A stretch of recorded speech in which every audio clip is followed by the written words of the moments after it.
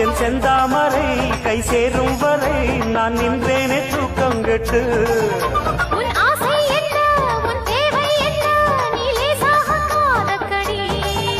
என் எண்ணங்களை நான் சொல்லாமல் நீ இந்நேரம் கண்டுபிடு